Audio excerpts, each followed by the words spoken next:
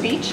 I am Wendy Rohleder-Sook, an assistant professor and the director of pre-law and legal studies in the political science department. And I'm Dr. J. Steinmetz. I'm an assistant professor of political science here. I do American politics and political theory. All right, and we are kind of focusing our discussion today a little bit on the history of free speech. Then we'll talk about some contemporary tests and constitutional guidelines, and then we'll end with some of the issues related to campus speech, particularly those that we've heard of recently. Yeah.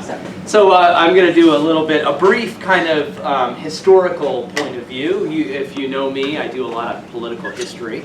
So I'm going to focus on the history of free speech.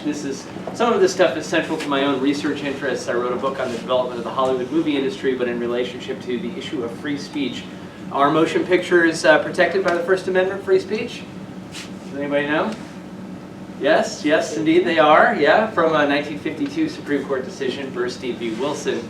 But before that, before 1952, motion pictures did not have free speech rights, and that's a long and interesting struggle. So I'll briefly mention that, but I want to talk more broadly about the history of free speech as well.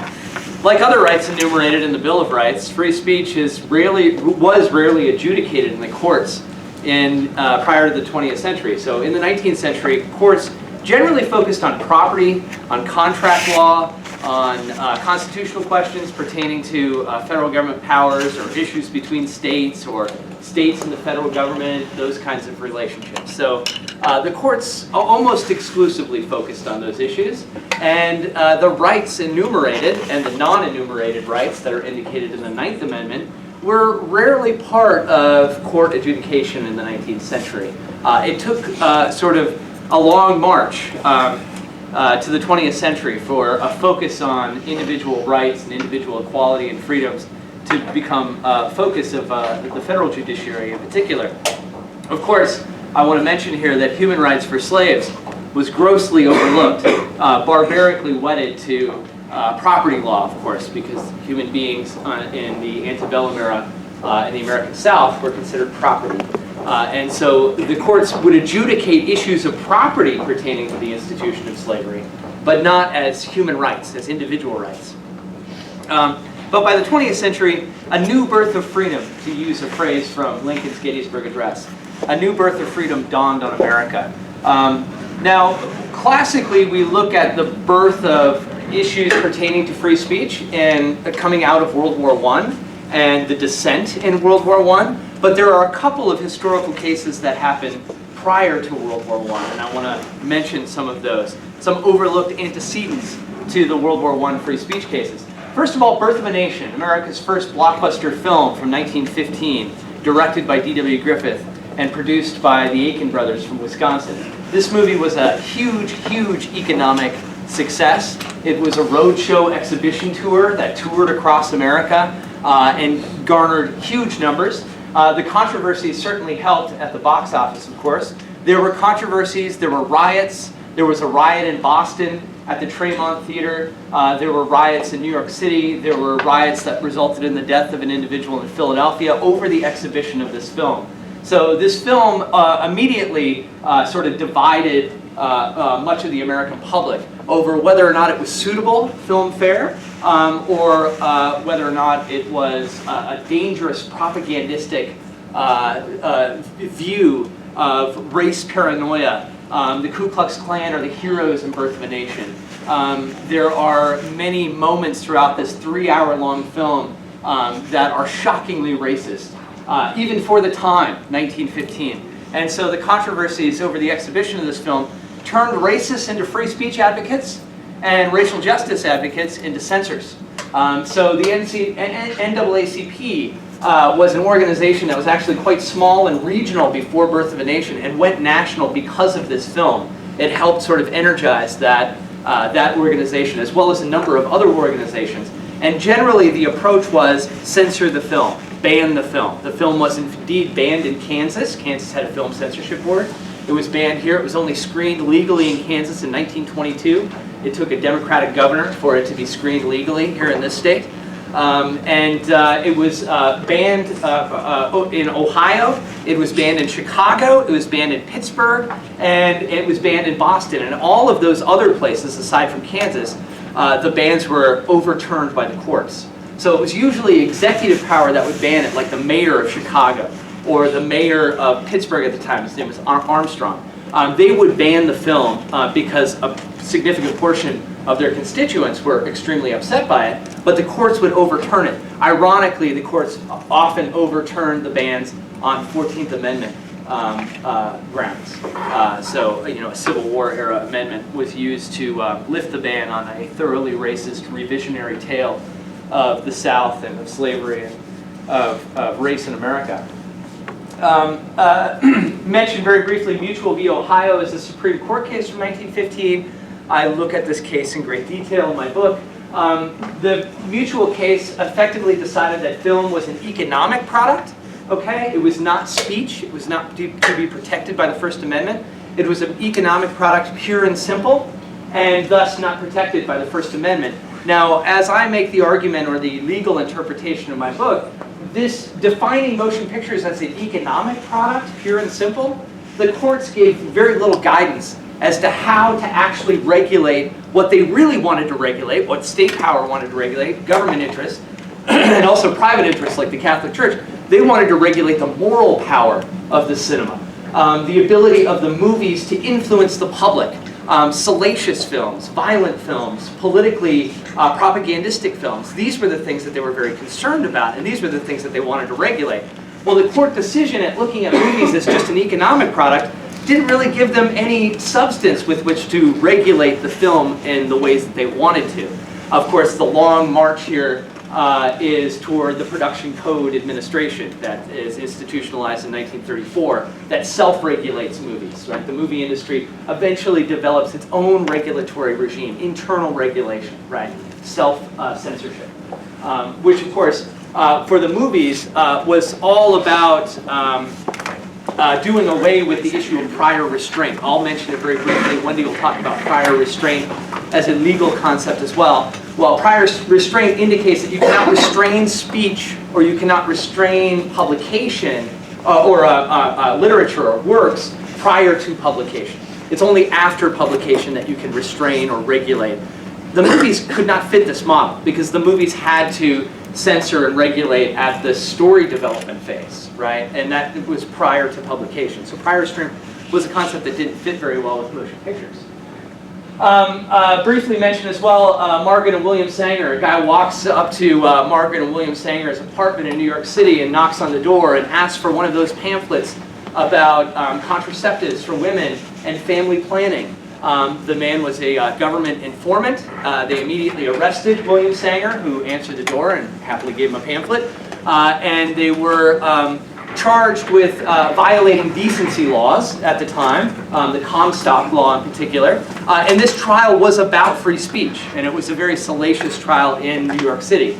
The notion as to whether or not somebody can publish speech about family planning and about contraceptives pitted sort of progressive moralists against more progressive liberals, if you will, at this time. Not all progressives were kind of left liberals and supporting of rights at this time. The issue of moral politics was so strong in the progressive era. Issues of alcohol, the sort of white slave trade controversies at this time, and controversies related to family planning and the women's ability to utilize contraceptives. Okay. So we move into the World War I phase, and this is the kind of classic moment in which the issue of free speech comes up in American jurisprudence and American history. It begins with the Espionage Act and the Sedition Acts of World War I of 1917 and 1918. Those laws allowed for some fairly heavy-handed and repressive censorship over speech related to the war. And over those who dissented from America's involvement in the war. America gets involved in World War I in April 1917. The war begins in the summer of 1914. But America only gets involved in April 1917. A series of important Supreme Court cases then follow. Schenck v. U.S. in 1919, and the companion cases Balzer, Frowork, and Debs, also of that year. In Schenck, Oliver Wendell Holmes, there he is right there, Oliver Wendell Holmes wrote, "The most stringent protection of free speech would not protect a man in falsely shouting fire in a theater and causing panic. That's where we get that famous sort of idea from his majority decision. The question in every case is whether the words are used in such circumstances and are of such a nature as to create a clear and present danger that they will bring about the substantive evils that Congress has a right to prevent. So this is the first iteration of the kind of clear and present danger test or doctrine. Oliver Wendell Holmes then subsequently refines this and expands this in Abrams.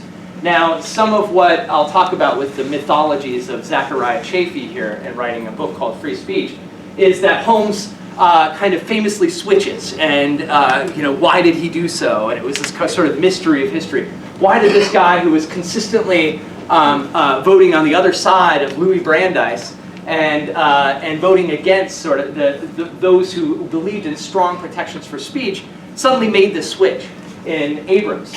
He famously joins Louis Brandeis in dissent, and Holmes argues in this case that expressions of honest opinion should be given near absolute protection, but that expressions made with clear intent to cause harm or a clear and present danger of such harm should be suppressed. And this is his refinement of the clear and present danger doctrine. This generally holds in the courts through much of the 20th century, the clear and present danger doctrine. Essentially the notion that free speech facilitates a marketplace of ideas necessary for a democracy. Free speech is valuable as a public good. And I'll come back to those two values here in a moment.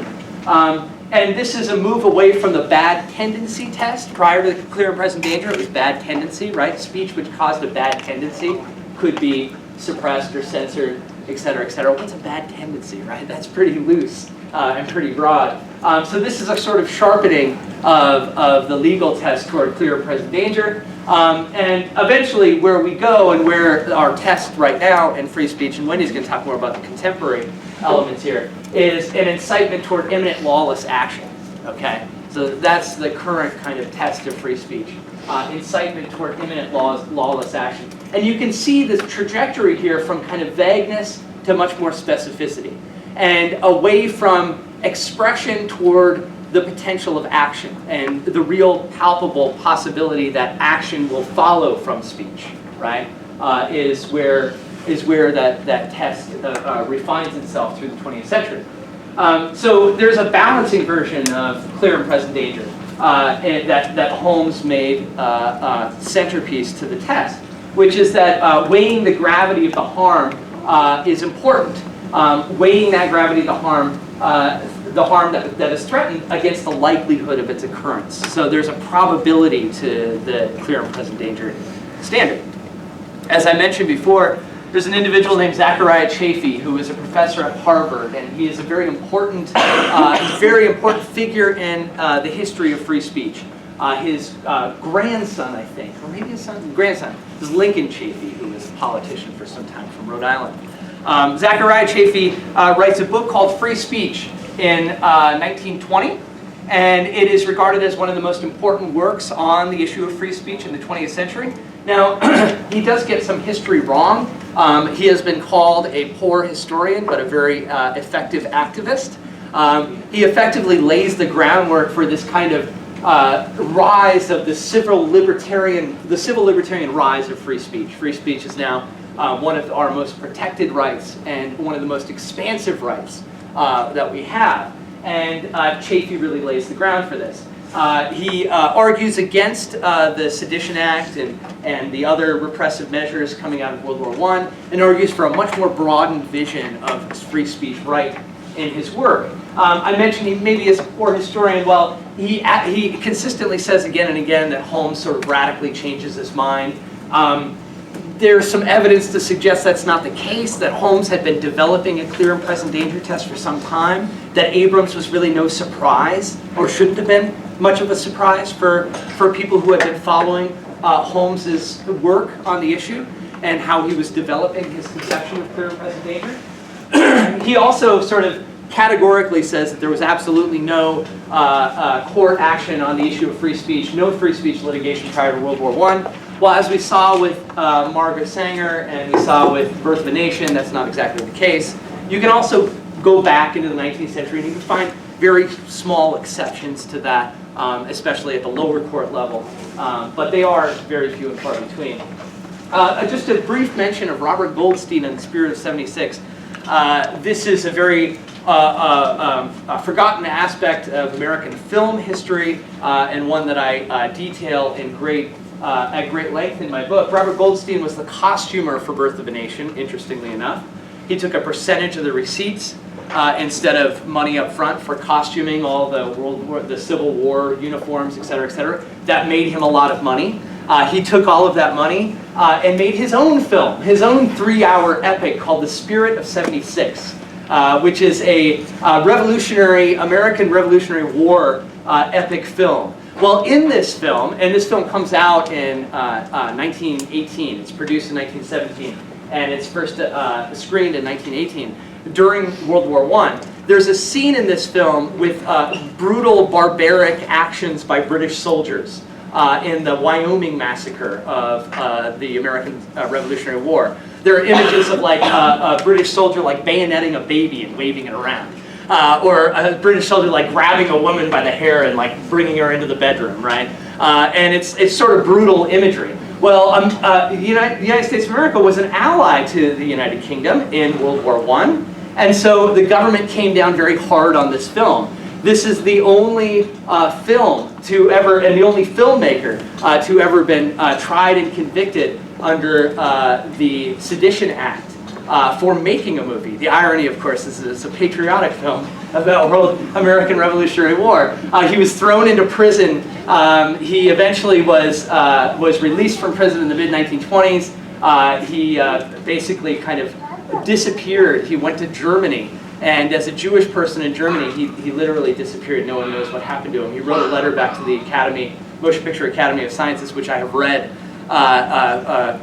frantically asking them to save him from Germany, from Nazi Germany, and get him a job in the Hollywood movie industry so that he could come to America.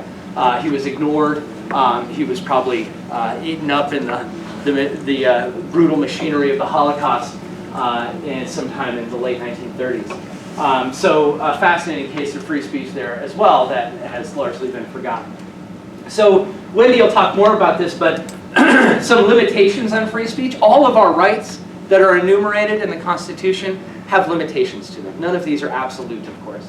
And some of the limitations of free speech: prior restraint, as I mentioned before. Government cannot restrain speech prior to publication or prior to expression. Again, motion pictures don't fit very well with this. It makes it a fascinating case to look at.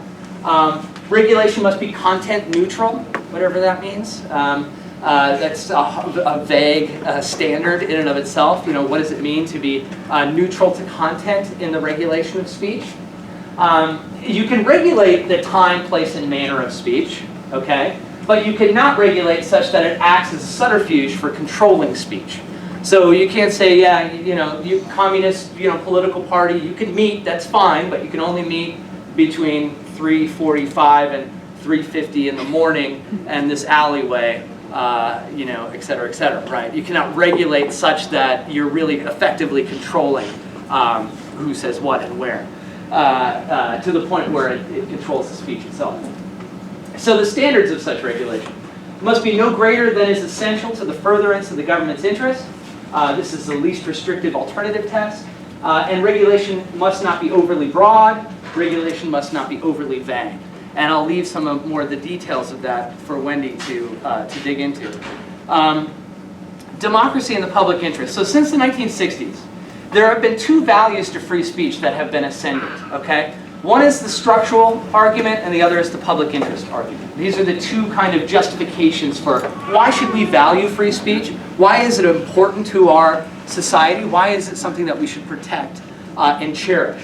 The structural argument is such that free speech is an essential right for any well-functioning democracy. Without free speech, you can't have a functioning democracy, okay? That's why it's called a structural argument. It goes down to the structure of a democracy itself, okay? So it is so essential that it is a bedrock precondition for a functioning democracy. As Lee Bollinger, a free speech scholar, has written, the First Amendment has a structural role to play in securing and fostering our republican system of self-government, okay? So it's built into the foundation and to the brick and mortar of what you call a democracy. Free speech is essential for that, okay? The other value is the public interest argument, which is that the ultimate aim of free speech, of the free speech right, is the advancement of the social and collective good, not of any particular individual. It doesn't advance any individual goals necessarily. It's a public good, and it's in the public interest. This is more of a utilitarian argument, right? The greater good for the greatest number of people sort of argument. That's why we value free speech. It advances our public interest and advances the public good. It's not necessarily structurally necessary to democracy. It's more that we value free speech because it is in our shared public interest. Both are strong, both are open to criticisms.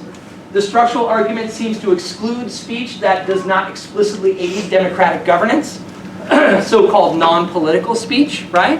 The public interest argument seems to deny an individualist value to speech, and that, you know, in a society like our own American society that so values individual rights and freedoms, that seems to be lacking something in explanatory or justificatory power, right? That there should be some kind of individual value beyond the public good argument to free speech.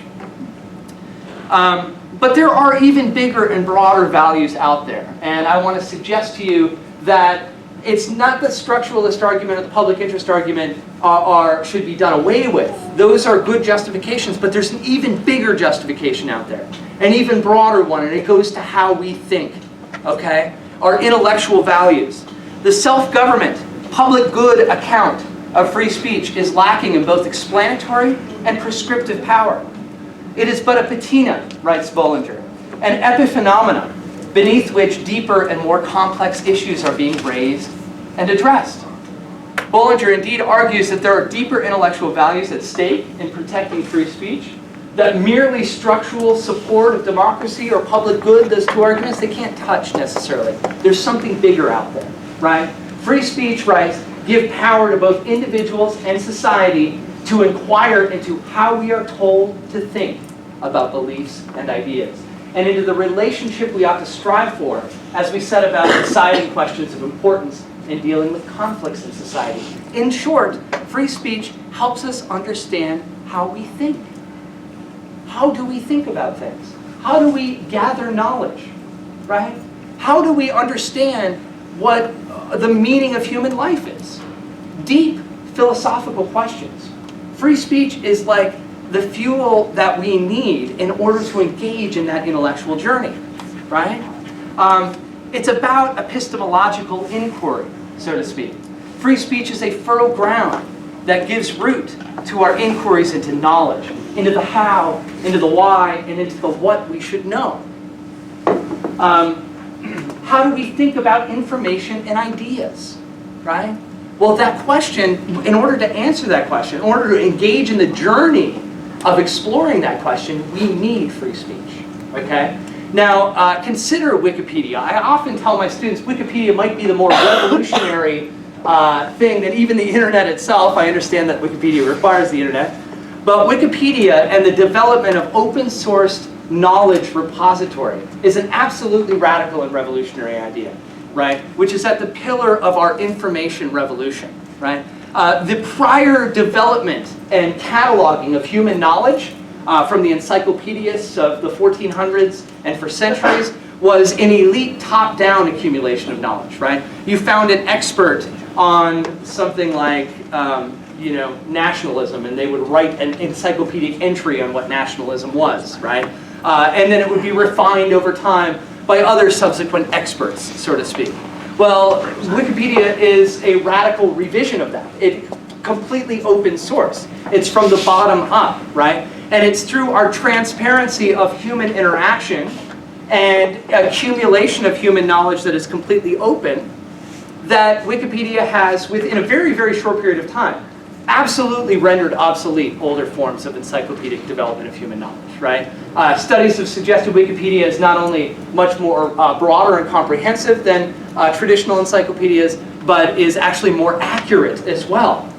So it is accurate, it is broad, it is a tremendous value to our human experience in the sense that it has completely opened up a new form and a very effective form of gathering knowledge and and thinking about knowledge and thinking about how we think, epistemological inquiry.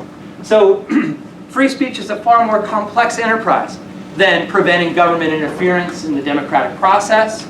It is far more complex than maximizing the flow of data necessarily, or protecting the rights of speech for minorities against tyrannical majorities. Those things are all important, but free speech is bigger than that.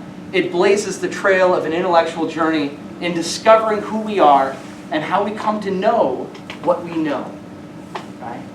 And so with that, I'm going to leave it to Wendy to carry on the conversation and discuss more contemporary concerns. All right, so I'm going to start a little bit here with some ideas or factors that are considered when we're looking at possible government regulation of speech. The different areas that we're going to look at.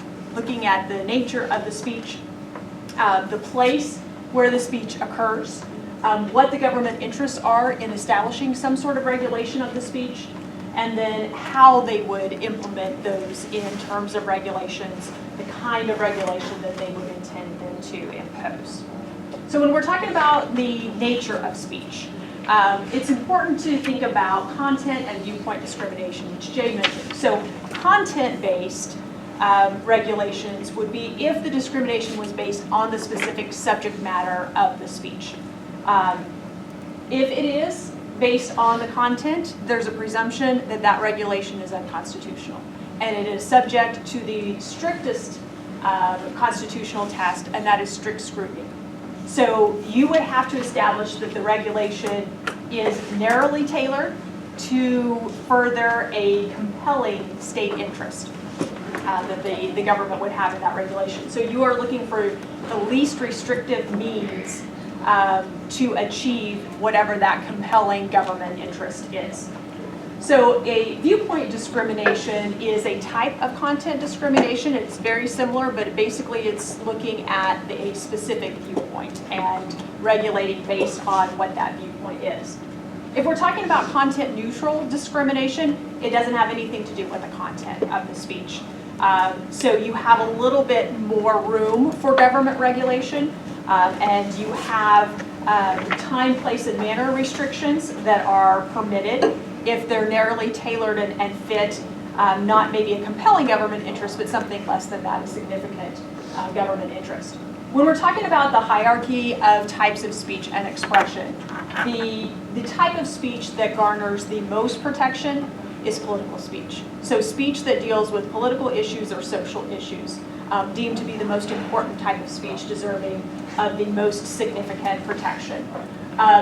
Speech that fits into commercial speech or advertising is less protected. Doesn't lead or doesn't get to the same level that political speech does. And then areas of speech that would be considered non-protected speech, obscenity, libel, as well as criminal speech. So when we're talking about location, where does the speech take place? You're really looking at kind of differences between public forum and non-public forum. So your public forum could be a traditional, could be a designated, and could be limited, and those all have kind of different levels of protection. So your traditional public forum, examples of that would be streets, sidewalks, parks, areas where people would congregate. And you have the highest level of constitutional protection in traditional public forum.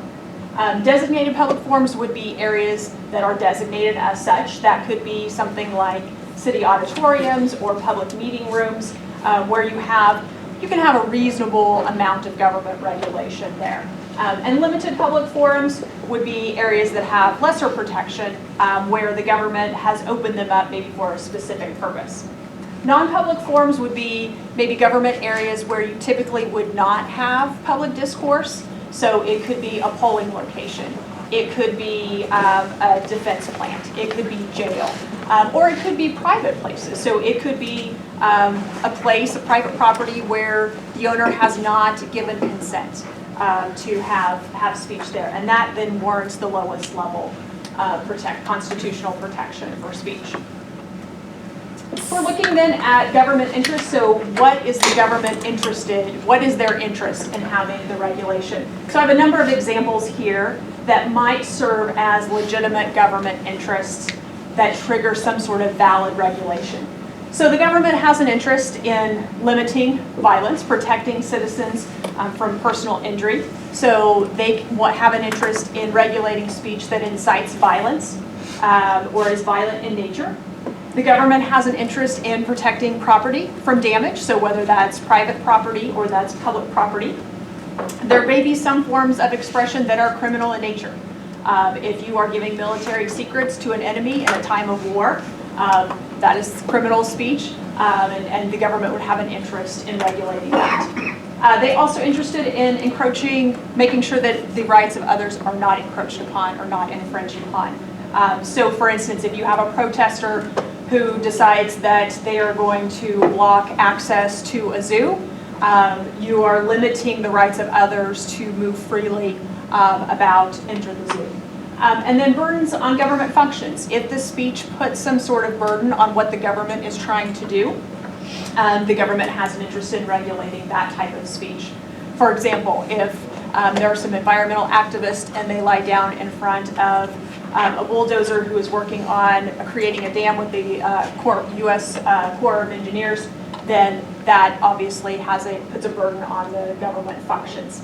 And then they also have an interest in preventing trespassers. So they can restrict where people decide to express themselves.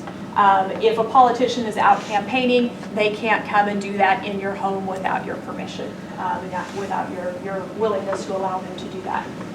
And then the restraints on government power and how they can be restrained, looking at these different factors, making sure that the regulation has an appropriate purpose, so it's clearly defined, there is a valid government purpose. Prior restraint, which Jay mentioned earlier, we don't want to intervene in speech before it actually happens, so unless there are extraordinary circumstances, we don't approve of prior restraint. Regulations can't be overbroad. We want to make sure that the regulation is narrowly tailored to fit the government's interests and objectives. We don't want the regulation to be vague. We want people to have notice about what type of speech is being regulated. And we also don't want to create a chilling effect. So we don't want people to be fearful of engaging in some legitimate activities for fear that they are in violation of government regulations. So I have a couple of different contexts and content, I guess, that I want to talk about that will lead us into consideration of campus speech. And those are preservation of order as well as offensive and hate speech. So when we're talking about preservation of order, a case of Shaplinsky versus New Hampshire, which was a 1942 case, where a Jehovah's Witness was handing out literature in the public street and making derogatory comments about organized religion. And he was convicted of violating a law that prohibited any offensive, derisive, or annoying word to any other person who is lawfully on the street. He was convicted and fined. And the court upheld his conviction and basically said the government can regulate words directed at someone else, which by their very utterance inflict injury or tend to incite an immediate breach of peace.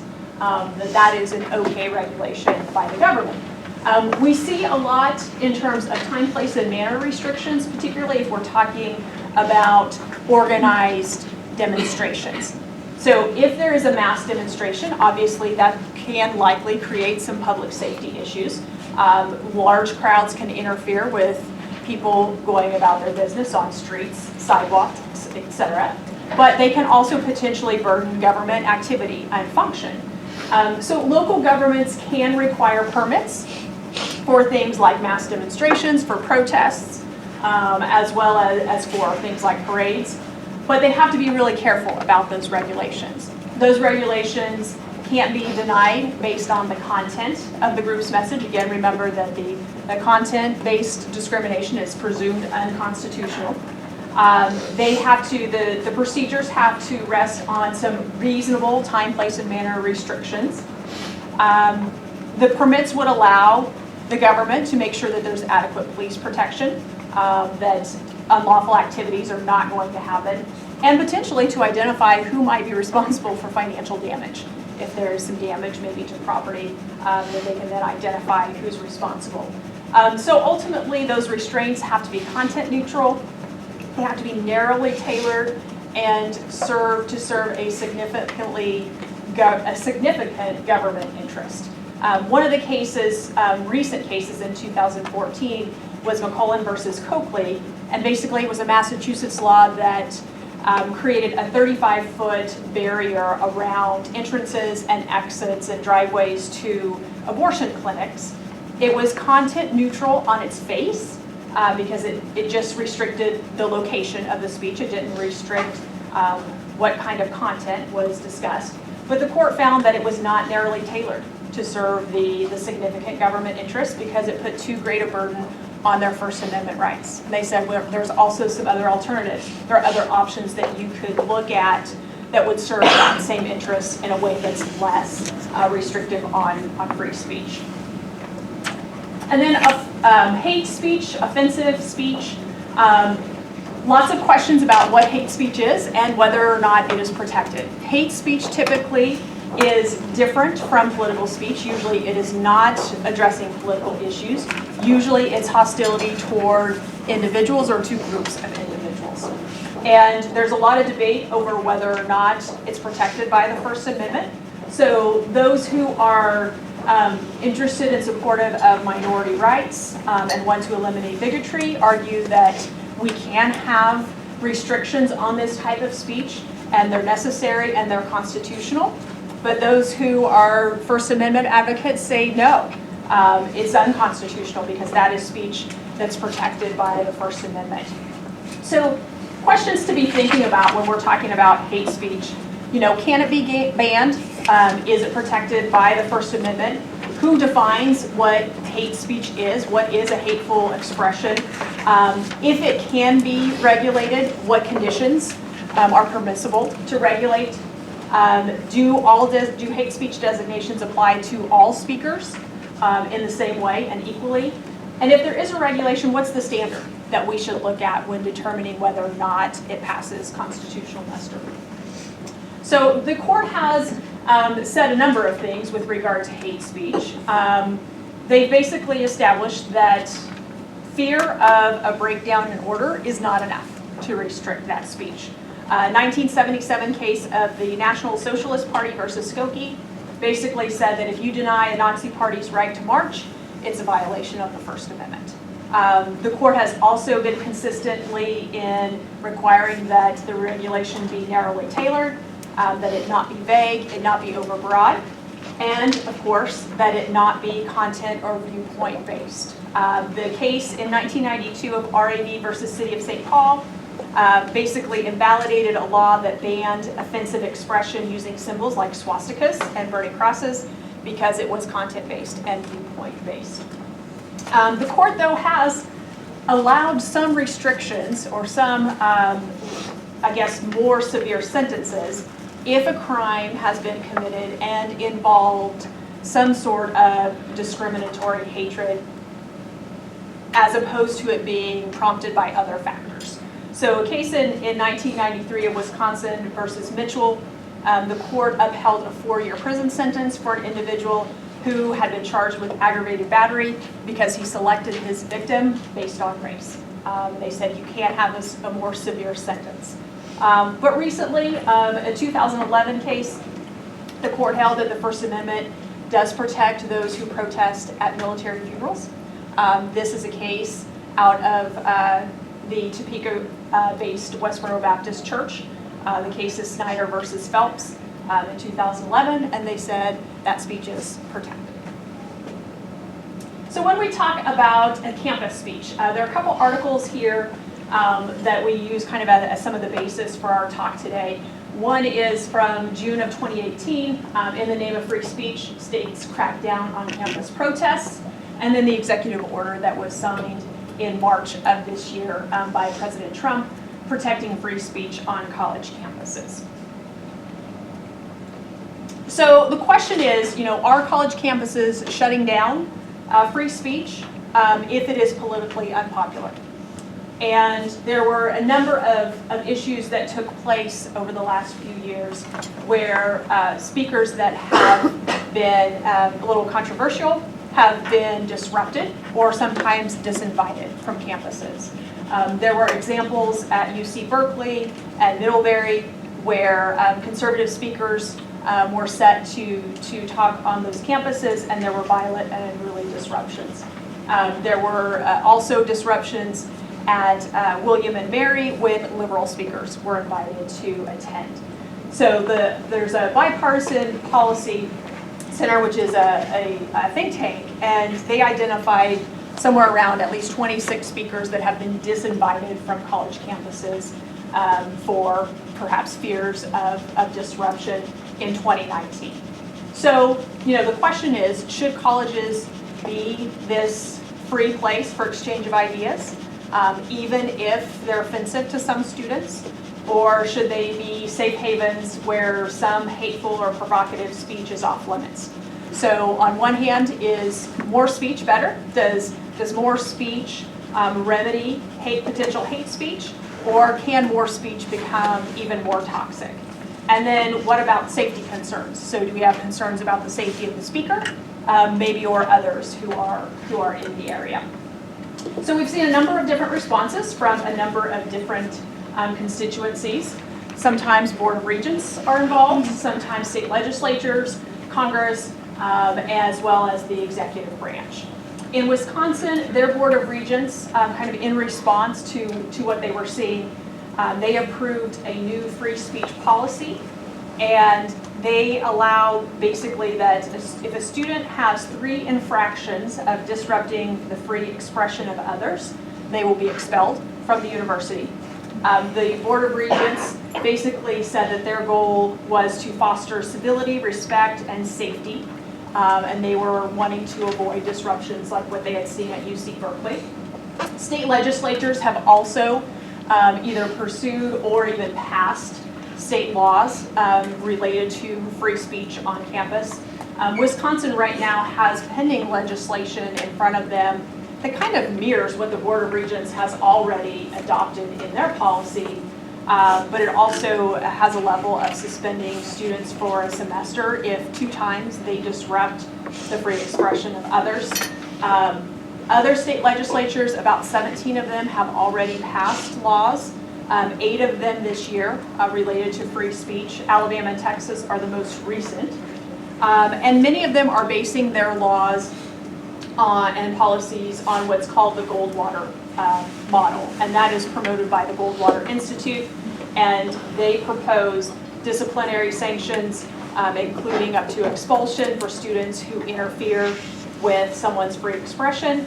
They prohibit this notion of free speech zones, and they want to prevent administrators from disinviting potentially controversial speakers, and they want them to, colleges and administrators, to remain neutral on controversies of the day.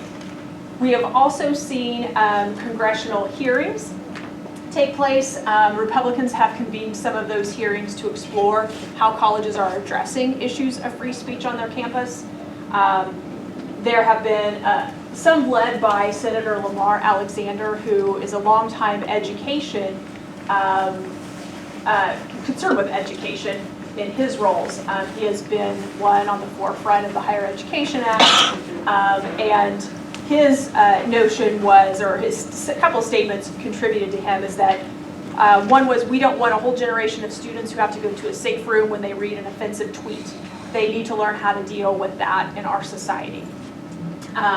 In terms of the executive, the Trump administration convened a discussion called the Crisis on College Campuses, and it looked at 2 issues. One was the opioid abuse epidemic, and the other was suppression of free speech.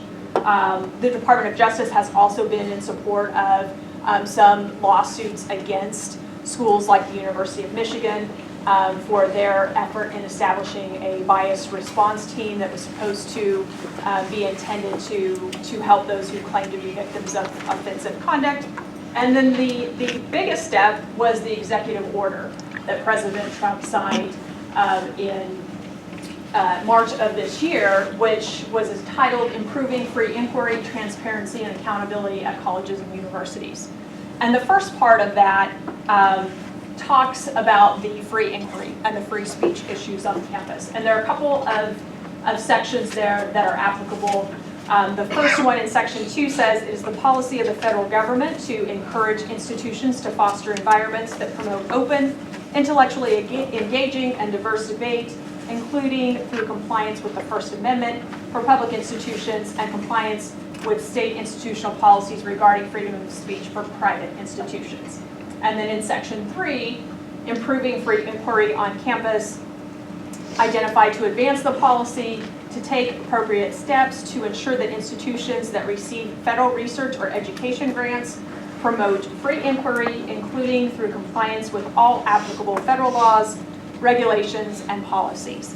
So they are linking federal money, grants, and other research funds for higher ed to how colleges enforce the right of free inquiry on their campuses. They specifically exempt federal student aid programs. Instead, they tie other educational and research grants. The rationale President Trump had indicated was to give notice to professors and power structures seeking to prevent conservatives from challenging rigid far-left ideology. There's still uncertainty with the executive order as to really what it's going to look like in practice. There have not been any regulations thus far related to the executive order to give colleges and universities any additional guidance on what that means. There was in the article a response from Emily Chamley-Wright, who works at the Institute for Humane Studies at George Mason, and she identified the challenges or increased bureaucracy likely to result in order to carry out the provisions of this executive order. You'll need some sort of system for determining whether the funding can continue or not if a complaint is alleged. And it's likely that colleges and universities may have to increase staff in order to make sure that they are staying compliant with the executive order. That, of course, leads to an increased cost that potentially could be funneled down and passed on to students in the form of tuition increases. So those who support regulations, whether they're state law or maybe additional executive order administrative regulations, those who support it say that the protection of expression is important, even if it's politically unpopular. And the free exchange of ideas without the fear of intimidation or disruption is essential. Those who are against the regulations, I think first ask, is there really a problem here? Is this really an issue? And they pointed particularly to the UC Berkeley situation where the administrators for the university said these were not students, these were not people who were affiliated, those who were throwing the rocks and the fireworks at the police were not part of the institution, but felt that the media was really depicting their students as being intolerant of views that they did not hold. And they also argue that you should be really judicious and careful in terms of regulating political expression. And their last point just points to their argument that those who are supporting the regulations are stifling free speech in the name of protecting it by enforcing these codes to people whose views they, forcing the codes of conduct on universities. So I just leave with one question because I think we're probably close to time. And that is a question posed by the article. And that is, when one person's beliefs sound like hate speech to another, how do you ensure a more civil political debate? And I think all of us maybe have that question of how we do that if the discourse may be offensive or may be hateful to one person. If I could jump in, just to piggyback on some of the things that Wendy was talking about. She mentioned minority rights versus First Amendment rights, right? Alice Ma, free speech scholar, has described this as a fight between the First Amendment and the 14th Amendment, right? Because an argument might be against hate speech on campuses, that it's a violation of equal protection of the 14th Amendment, that we're not treating all equally. and that there are significant there's a significant undermining of minority rights in a free and equal society if we're overly tolerant of hateful expression, okay? I dealt with this kind of directly and personally at the University of Oregon. When I was there at the University of Oregon from around 2009 to 2012 or 2013, there was an organization called the Pacifica Forum, which was started by a professor emeritus of biology, I think. And it was under the guise of kind of like libertarian free speech, the Pacifica Forum. So it was like, that was kind of the way that they presented themselves. But really all it was doing was bringing Nazis and Klansmen to campus to talk about Nazi Klansmen ideas. And they originally had these folks in classrooms at the University of Oregon. So you had like full-on like Nazi regalia wearing folks, doing their stuff in a classroom at the University of Oregon. Now, more protesters obviously came out than people who were supportive, but it created a really, really tense environment and a really controversial, at a very controversial time. And students were rather outraged. There were also a number of donors who were very upset that they were holding these talks in classrooms. It looked like an actual class. It's just like somebody wearing swastikas and with a Klansman outfit on, doing a class lecture, and they were being videotaped and disseminated on the internet. And there was some big worry about this. Like this looks like the university is essentially endorsing those ideas. Well, they moved it out of the classroom and they put it, somewhat ironically, in the student union, which only inflamed the students even more, right? Because student unions are student spaces on campus, and it engendered even more controversy. Well, I went to a lot of those protests. I was writing an article about this at the time, and spoke to administrators as well. And university administrators generally held fast, and they affirmed that, look, this is a legitimate group, the Pacifica Forum. They're just inviting speakers. These speakers are not associated with the Pacifica Forum. And we affirm a right of free expression in a public university, et cetera, et cetera. So the tension and the conflict there at the UO and the Pacifica Forum has since gone away. Although Nazis and Klansmen have not gone away in Oregon. They got a problem with that in Oregon. I don't know if you know. Oregon's kind of a weird state politically. But that was the conflict, was that it was between university administrators who were generally upholding First Amendment free expression rights versus the student body, who almost universally were against these talks and asserting some violations of the 14th Amendment. So I just want to throw that out there as an example. Should we open it up for questions, or anybody have any questions? Yeah. I have a real quick one and then one that's a little bit more in depth. How do you feel about Tinker v. Des Moines? That's the first one for either one of you. How do you feel about Tinker v. Des Moines? You want to take that one? No. No? I had a brief photo of it. I saw it up there. On the slide. I mean, you like my opinion, or? I mean, do you think that students' right to free speech should be a little bit clamped down in the classroom to make it so that we have a proper learning environment? It raises important questions, and the law this is one of the things I think frustrates a lot of people about the law, is that it depends on context. And there's a lot of gray area here. There is a reasonable argument to suggest that a learning environment is an environment that requires a degree of regulation. But when it comes to Tinker especially, I mean that kind of political speech, I think that there is also a reasonable worry that the regulation and the censorship of those students was not very content neutral, in the sense that anti-war protests at that time had engendered a great deal of sort of government scrutiny, if you will. So there are reasonable questions and concerns about that. Now, actually, the Bong Hits for Jesus case takes that Tinker and takes it out of the classroom and out of the learning environment. And that kid lost his case, right? You know about the Bong Hits for Jesus kid in Juneau, Alaska, who unfurled this banner, right, as the Olympic torch was going through. Well, he lost that Supreme Court case. So, and that wasn't even technically a learning environment. That was a sort of extracurricular school-sponsored activity to go out and look. So, and I think that in some ways goes too far. So, yeah, I mean, if that, I don't know if that helps. No, it does. And then my more, I guess, broad question, you brought up the fighting words doctrine, hate speech, and offensive language. And I mean, who gets to define these, and how do we even trust these people with it? Because every single person comes with their own values and biases. I am of the mind that you don't restrict any of it. More speech is better, because I'd rather know who's the dick bag and who's not.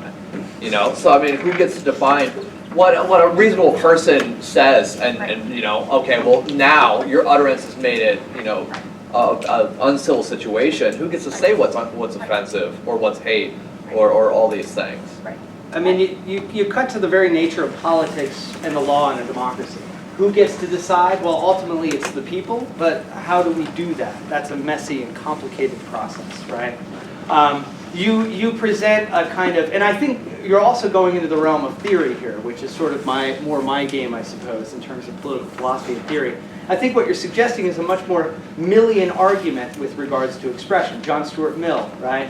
The notion and idea that even hateful speech, right, requires some degree of free expression in order for bad ideas to fall and good ideas to rise. That a well-functioning marketplace of ideas requires a really, really broad right of expression. Because, and like, what do you say, dick bags or something? Yeah.